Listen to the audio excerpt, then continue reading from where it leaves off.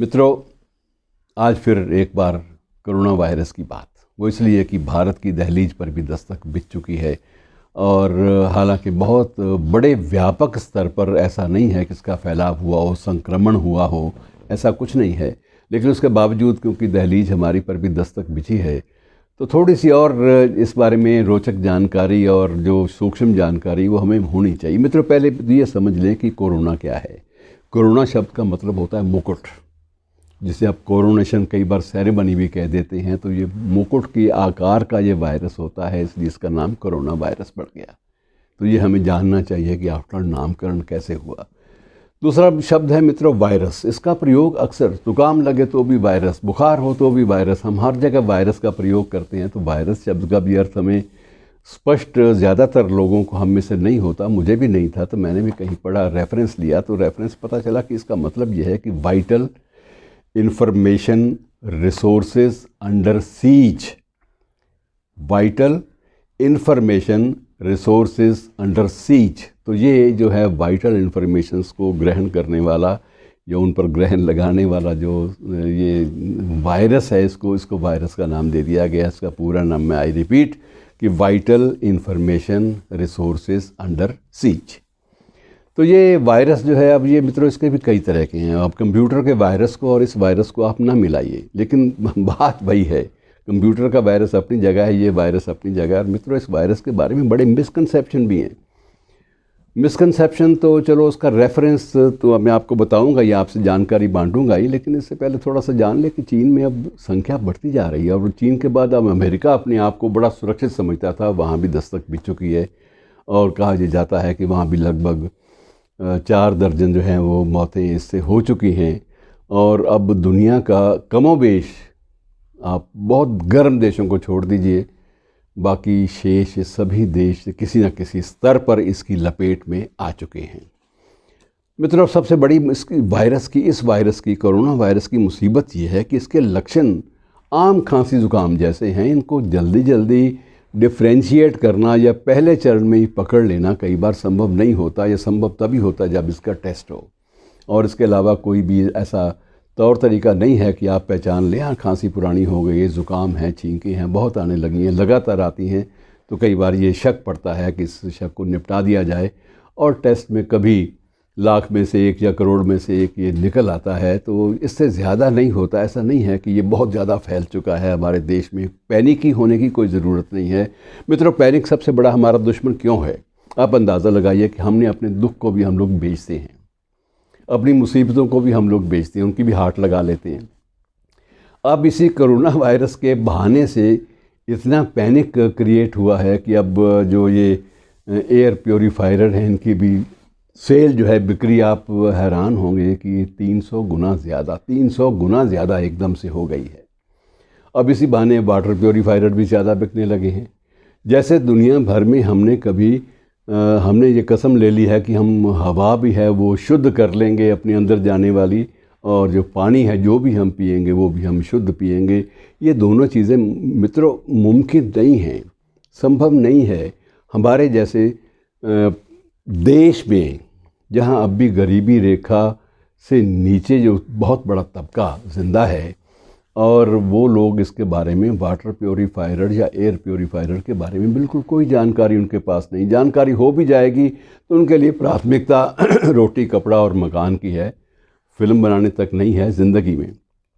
कुल्ली जुल्ली और कुल्ली, ये भी एक पुरानी कहावतें भी हैं, और रोटी, कपड़ा और मकान सरल भाषा में कह दिया जाता है।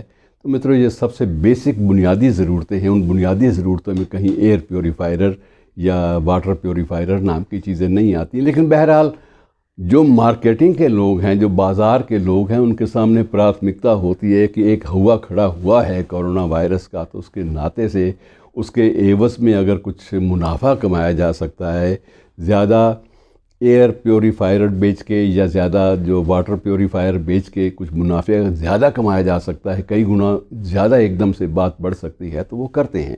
और यही स्थिति कमोबेश फार्मास्यूटिकल की दुनिया की है।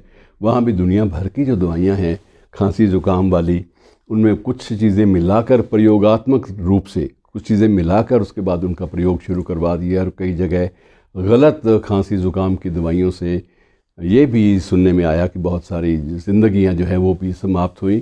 तो मित्रों, ये खिलवाड़ जो है, ये हम बाज़ार जो है हमारे साथ कई बार खिलवाड़ करता है, इससे भी बचना चाहिए बहुत ज़्यादा। सीधी सी बात यह है कि इसमें जो आप प्रिकॉशन ले सकते हैं, उन प्रिकॉशनों को आप उनका मर्म जानिए। ये पहली बात तो ये है कि ये कभी भी हवा से ट्रांसमिट नहीं होता।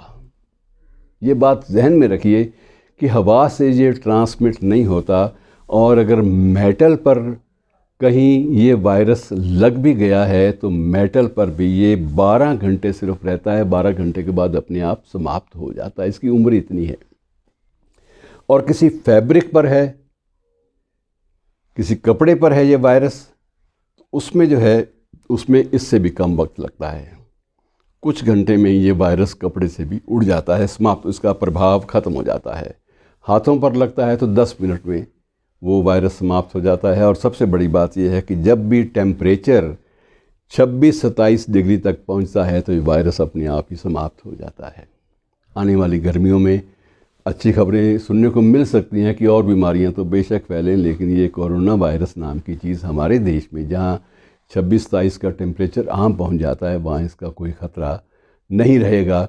और मेरा मतलब ये नहीं कि आप आज से रजाई 2-2 रजाइयाँ डाल के सो जाइए या अपने कमरे को हीट से गर्म कर लीजिए। मौसम बदल रहा है, इसमें मित्रों गर्मी में ज़्यादा बर्दाश्त नहीं होगी। मैं जनरल बात कर रहा हूँ कि जब टेम्परेचर वातावरण में, माहौल में जब 26-27 पहुँचेगा तो ये वायरस अपने आप ही समाप्त हो जाता है। इन चीज़ों को जहन में रखकर सीधी बात यह है, सबसे बड़ी बात यह है कि हाथ को धो लेना, बार बार धो लीजिए। अपने जो संवेदनशील अंग हैं उनको छूने से पहले धो लीजिए। संवेदनशील में आपका नाक भी है, आपकी आंख भी है, मैं किसी और अंग की बात नहीं कर रहा, लेकिन ये भी संवेदनशील हैं। इनको छुएं तो कम से कम हाथ धोकर छुएं। अपने मुंह में अगर आप ग्रास रोटी का ले रहे हैं तो आप ये सुनिश्चित बना लें कि आपने हाथ धोकर अपना खाना शुरू किया है। ये छोटी छोटी बातें हैं जिनका ध्यान रख के हम इस बीमारी से बच सकते हैं। और जहाँ तक मास्क लगाने वाली बात है, मास्क की बिक्री एकदम से बढ़ गई है मित्रों। बड़ा अजीब लगता है, लेकिन मास्क कुछ हद तक तो मदद करता है कि जब छींक आए, ज़्यादा किसी को ज़ुकाम है तो मास्क पहन ले तो कम से कम वो पूरे माहौल में कोई वायरस नहीं फैलाएगा, ये बात सुनिश्चित हो जाती है। लेकिन ये नहीं कि आप अच्छे भले हैं, आप कोई खांसी ज़ुकाम भी नहीं है, कोई तकलीफ़ नहीं है और फिर भी आप मास्क लगा के फिरते हो, तो वो भी ठीक नहीं है। ये एक प्रकार से ये माना जाता है कि अपनी पहचान छुपाने का एक प्रयास है या दूसरों को अपनी ओर खींचने का एक प्रयास है, क्योंकि ये चीज़ें हमारे देश में, हमारे जैसे देश में सामान्य रूप से ये चीज़ें अपनाई नहीं जा सकती। सबसे बड़ा जो मूल मंत्र है वो है स्वच्छता, और इसको ना छोड़िएगा।